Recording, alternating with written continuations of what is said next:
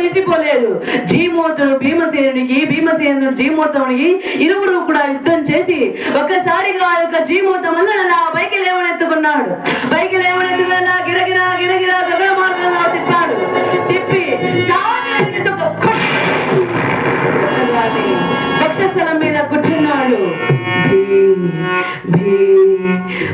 అంటున్నాడు. మానే అక్షరం బయటకు వచ్చింది. అజ్ఞాతవాసం భంగపడిపోతుంది. వెంటనే ఏం చేశాడు? ఈ యొక్క రెండు చేతులు కూడా పట్టుకున్నాడు. ఆ వక్షస్థలం మీద లా పడుతున్నాడు. ఎప్పుడైతే లా పడుతున్నటువంటి సమయంలో ఆ యొక్క జీమూత మనుడు రక్తము కక్కుకుంటూ అక్కడే ప్రాణాలు వదిలిపెట్టేశాడు. మహాశిలారా శ్రీమద్ రమారమణ గోవింద రాధికారమణ గోవింద చిన్న వెంకటప్ప గారి పాదాల వింద గోవింద. చెప్పు తల్లి, మీకు వీణ వాయించడం వచ్చా అమ్మా అని అడిగింది. అమ్మా వీణ వాయించడమా? ఏదో అమ్మా ఆనాడు సుదేశ్నాదేవి చెప్తుంది. ద్రౌపదీదేవి దగ్గర ఉన్నటువంటి సమయంలో ఏమే చెప్తా ఉంది చూడండి. ద్రౌపదీదేవి ఉన్నటువంటి రాజ్యంలో వీణ వాయించడం అంతంత మాత్రాన నేర్చుకున్నాను తల్లి. ఏదో ఒక అంతంత మాత్రాన వస్తుంది అనగా, ఏదమ్మా ఆ వీణను పట్టుకుని ఒక గానాన్ని ఆలపించమ్మా అని చెప్పగానే చక్కగా ఆ వీణను పట్టుకుని గానము చేస్తుందండి మాలినీదేవి. ఎలాగా? ఏ నాటికైనా ఏ మూగ వీణ రాగాలు పలికే రాణించును రాణించును.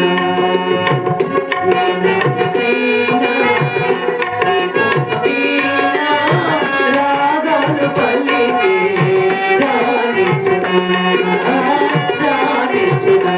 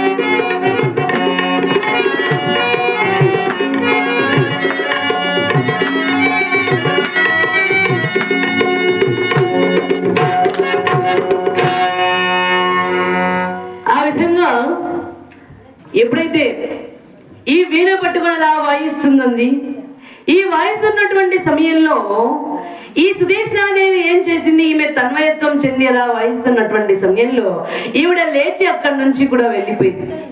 ఎవరు? సుదేష్ణాదేవి. ఎప్పుడైతే అట్లా వెళ్ళిపోయినటువంటి సమయంలో అదే సమయానికి బయలుదేరి వస్తున్నారు ఆయనే మన కథానాయకుడైనటువంటి కీచకుడు. మన కథానాయకుడైనటువంటి కీచకుడు బయలుదేరి వచ్చాడు. రాగానే చూశాడండి ఆవిడ్ని. ఆహా, ఎంత చక్కగా ఉంది ఈవిడ. పరమేశ్వరుడు వదిలి వచ్చిన పార్వతీదేవియా, బ్రహ్మదేవుని వదిలి వచ్చిన భారతీదేవియా, విష్ణుమూర్తిని వదిలి వచ్చిన యొక్క లక్ష్మీదేవియా, పురంధరుని వదిలి వచ్చిన సచీదేవియా, అన్నంత అందంగా ఉంది ఈమె. ఎప్పుడైతే అందంగా ఉన్నటువంటి ఆమెను చూచి అనుకుంటున్నాడు, ఆహా, నాగకన్యయ, మానవ కన్యయ, గంధర్వ కన్యయ అన్నట్టుగా ఉంది ఈమె అని ఆ యొక్క కీచకుడు అనుకుంటున్నాడు. కలరే లోకమున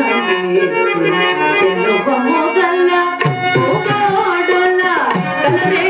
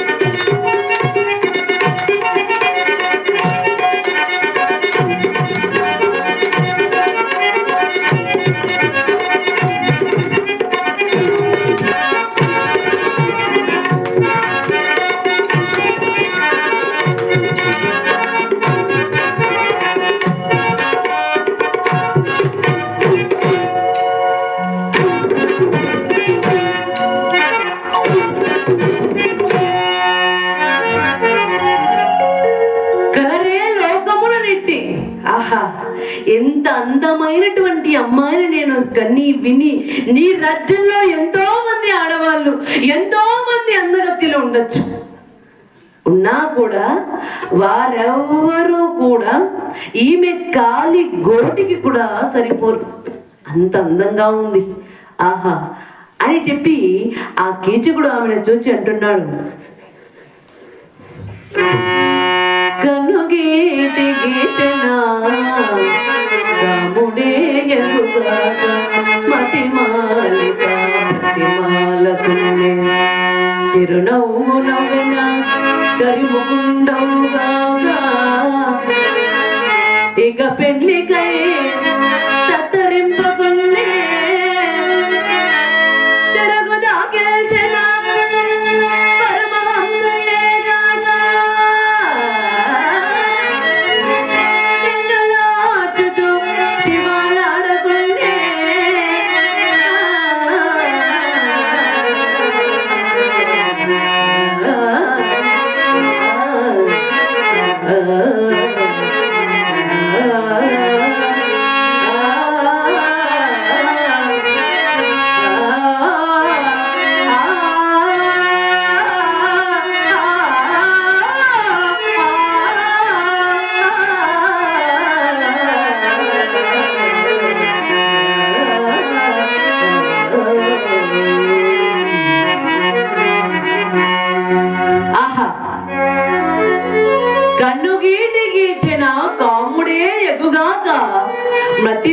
ప్రతిమలు ఆడకుండా ఉంటాడా? చూడండి ఎంత బాగా వర్ణిస్తున్నాడు కీచకుడు. ఆమె అందచందాలను వయోరూప లావణ్యాలను అంటున్నాడు. ఈమెను సృష్టించినటువంటి బ్రహ్మదేవుడు కన్నిగీటి చూచినా కాముడే ఎగుగాక మతిమాలిత ప్రతిమలాడకుండా ఉంటాడా? అయితే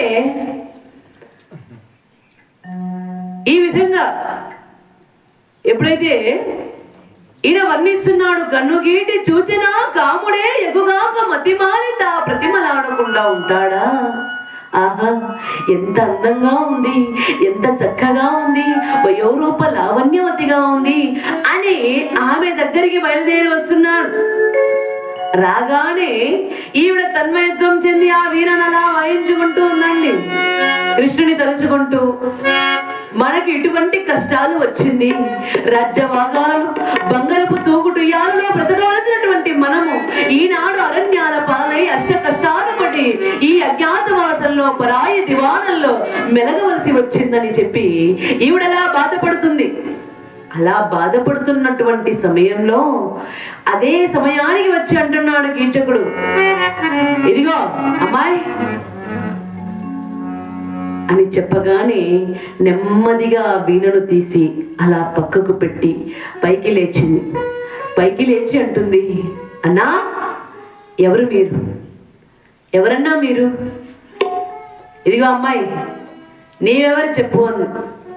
నీవెవరు చెప్పని చెప్పగానే ఆ మాటలు విన్నటువంటి మాలినీదేవి అంటుంది, నా పేరు మాలినీదేవి అంటారు అన్నా. సైరంధ్రి పనులు చేస్తూ ఈ యొక్క సుదేష్ణాదేవి గారికి సైరంధ్రి పనులు చేస్తూ ఇక్కడే కాలాన్ని గడుపుతూ ఉన్నానన్నా. ఆహా, సరే అట్లయితే అయితే ఇంతకీ మీరెవరన్నా అని అనగానే ఆ మాటలు విన్నటువంటి యొక్క కీచకుడు అంటున్నాడు, ఇదిగో అమ్మాయి, సింహబలుడు అనేటటువంటి నామధేయం కలిగినటువంటి వాడు, ఈ యొక్క సుదేష్ణాదేవి గారి తమ్ముడును, విరాట మహారాజు గారి యొక్క బావ మరదిని, ఈ యొక్క సుకేతుని యొక్క కుమారుణ్ణి, ఈ రాజ్యానికి రాజును, కీచకుడు అనేటటువంటి నామధేయం కలిగినటువంటి వాడను అనగానే ఆ మాటలు విన్నటువంటి ఈమె, ఓహో మీరు ఈ యొక్క రాజ్యానికి మహారాజునా? అవును. అయితే ఒక్క మాట మరిని, నీవు ఎంత అందంగా ఉన్నావో తెలుసా? ఎంత అద్భుతంగా ఉన్నావో తెలుసా? నీ వయోరూప లావణ్యాలను వర్ణింపతరము నా వల్ల అవునా అని అంటున్నటువంటి సమయంలో మాలినీదేవి కనులు ఎర్ర చేసుకుని అంటుంది, అన్నా తలయ విరియ పోసుకుని మాసిన వలువగట్టి శివశక్తి వలె కనిపిస్తున్నటువంటి నన్ను ఈ విధంగా మాట్లాడడం భావ్యం కాదన్నా. నన్ను ఏ విధంగా మీరు మాట్లాడవద్దు. అయినా కూడా నాకు 5 మంది భర్తలు గంధర్వులు ఉన్నారు. వారు నా పైన ఈగ కూడా వాళ్ళనివ్వకుండా చూసుకుంటారు. మీరు అలా మాట్లాడద్దు. అయినా ఆడవాళ్ళను ఆశించినటువంటి రామనాథులెందరో మరణించారు, నీవెంత వారి చెంత అని అంటున్నటువంటి మాలినీదేవిని అలా ముట్టుకోబోతున్నటువంటి సమయంలో ఆ మాలినీదేవి కోపముతో అంటుందన్న, ఆగక్కడ, నన్ను మొట్టకు పతివ్రతని చనటి దూరముగా నుండు, నన్ను మొట్టకు పతివ్రతని చనటి దూరముగా నుండు, అన్న గుడపై మొదల నీ కాడ కొట్టుములే, అన్న గుడపై మొదల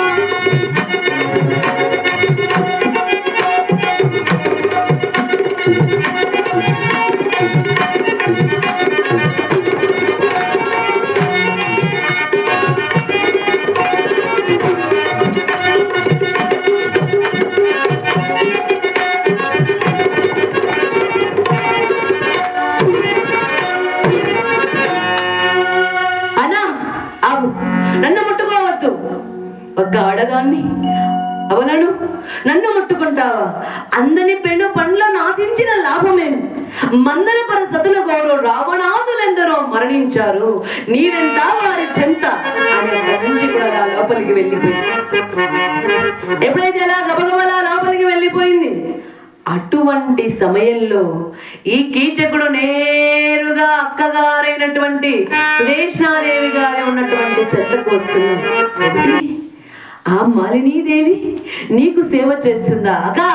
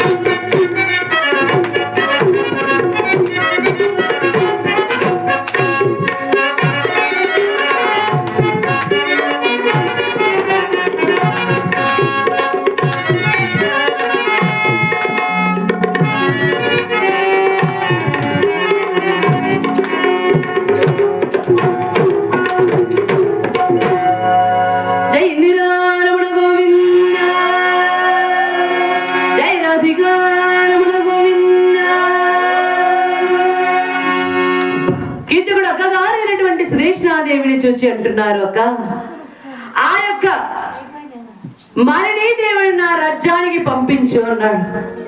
నైనా నిన్ను ఆశించేటటువంటి ఆడవాళ్ళు ఈ రాజ్యంలో ఎంతో మంది ఉన్నారు కదా, ఆమె జోలికి వెళ్ళవద్దు, ఆమెకు 5 మంది భర్తలు గంధర్వులు ఉన్నారు ఉంది. అక్క ఎంతమంది రాజ్యంలో ఆడవాళ్ళు ఉన్నా ఆవిడ కాలి గోటికి కూడా సరిపోరక్క, ఆమెను పంపించావా సరే సరే, లేకపోతే నిన్ను మా బావగారిని రాజ్యాన్ని సర్వనాశనం చేస్తాను అని అక్కడి నుంచి కూడా బయలుదేరి వెళ్ళిపోయారు.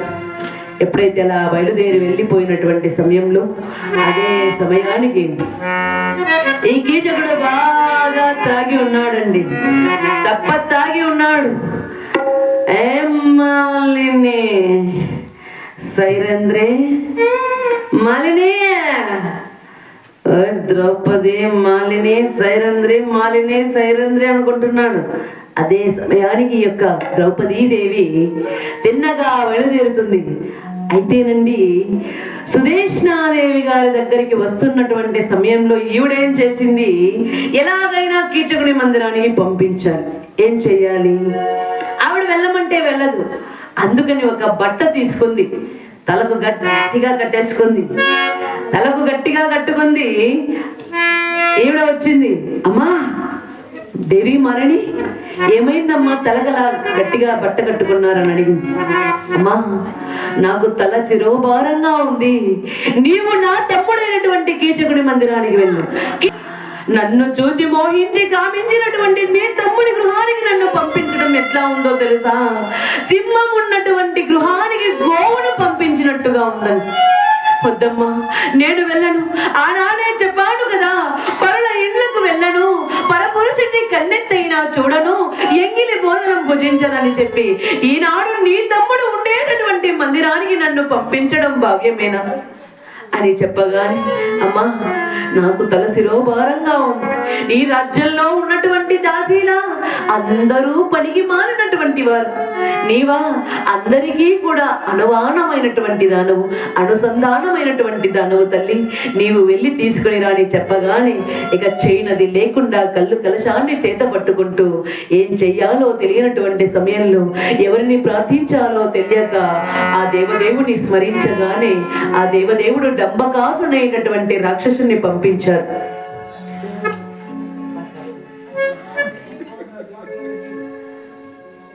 అని చెప్పగానే ఇక కళ్ళు కలశాన్ని చేత పట్టుకుని బయలుదేరి వస్తూ ఆ దేవుని ఎలా స్మరిస్తున్నారు.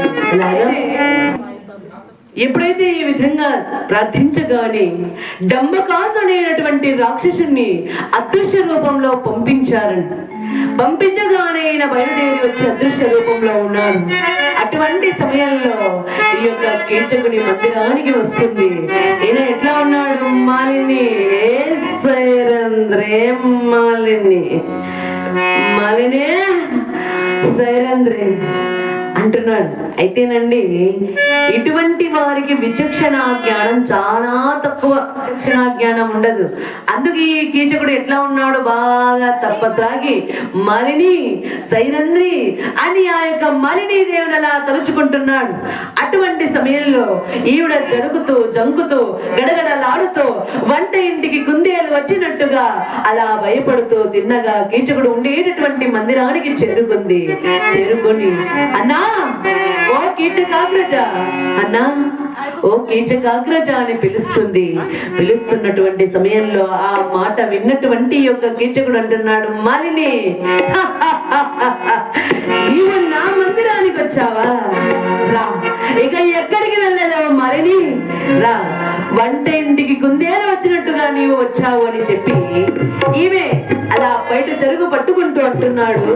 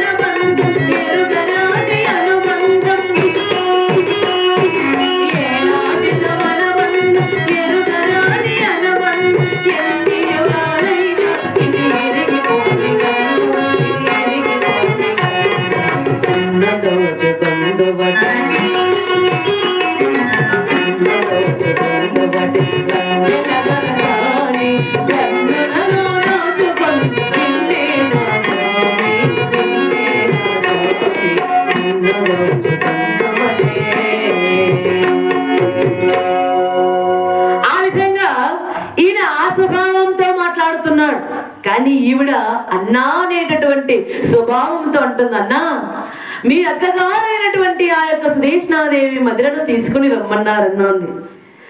మరి ఇంకెక్కడికి పోయేదవే ఓసి మరిని అని ఆమె బయట తిరుగులా పట్టుకున్నాడు. అదృశ్య రూపంలో ఉన్నాడు సూర్య భగవానుడు పంపించినటువంటి డంబకాసుడు అనేటటువంటి రాక్షసుడు. ఈయన ఏం చేశాడు, ఒక్కసారి ఒక్క గుర్తుకుతాడు, దూరాన పడిపోయాడు. ఈవిడ బయట తిరుగునలా తీసుకుంటూ పరుగు పరుగున బయలుదేరి వచ్చింది. మహారాజు గారు సభలో కొలువు తీరి ఉన్నారు. మహారాజా అని అలా పడి అడుగుతుంది. మహారాజా, కామాంధుడైనటువంటి దుర్మార్గుడు ఆ కీచకుడు నన్ను వెంబడిస్తున్నాడు. మహారాజా, నన్ను రక్షించండి, నన్ను కాపాడండి. మహారాజా, ఒక్క ఆడదాన్నైనటువంటి నన్ను రక్షించలేని మీరు మహారాజులే కదా, నన్ను రక్షించండి మహారాజా. ఎప్పుడైతే సభను పరికించి ఈవిడలా మాట్లాడుతున్నటువంటి సమయంలో అదే సమయానికి బయలుదేరి వచ్చాడు కీచకుడు మాలిని. ఈ సభలో ఎంతమంది మగవాడు ఉండేటటువంటి సభలో నిన్ను రక్షించేవాడు ఒకే ఒక్కడు ఉన్నాచో తల పైకెత్తమని సభలో ఉండేటటువంటి వారంతా కూడా తలలు కిందకు వాల్చారు. అటువంటి సమయంలో మాలినీదేవి బాధపడుతూ ఉంటుంది, మహారాజా, ఇంతమంది మగవాళ్ళు ఉన్నారు కదా ఈ సభలో, ఒక్క ఆడదారిని అబలను నన్ను రక్షించలేని మీకు మగతనాలు ఎందుకయ్యా? మీరు కూడా నావలే చీర కట్టుకుని చేతులకు గాజులు వేసుకోరాదా? ఒక్క మగవాడి నుంచి ఒక్క ఆడదారైనటువంటి నన్ను రక్షించలేరు మహారాజా. ఇంతమంది ఉన్నారు కదా, నన్ను రక్షించండి మహారాజా, నన్ను కాపాడండి మహారాజా అంటూ ఆ సభలో మాట్లాడుతుంది మాలినీదేవి. అటువంటి సమయంలో విరాట మహారాజు కీచకుడు చూచి అంటున్నాడు, కీచక, నీవు బయలుదేరి వెళ్ళిపోనే మాట్లాడుతానన్నాడు. అటువంటి సమయంలో ఈమెను సభలో కూర్చొని అలా మాట్లాడుతున్నటువంటి సమయంలో ఈవిడ ఎంతసేపటికి కూడా నిలబడం లేదని చెప్పి ధర్మరాజు పైకి లేచి అంటున్నాడు, మాలిని, చాలు చాలు మగనాలి దాని దాని చందమునా, చాలు చాలు మగనాలి దాని దాని చందమునా.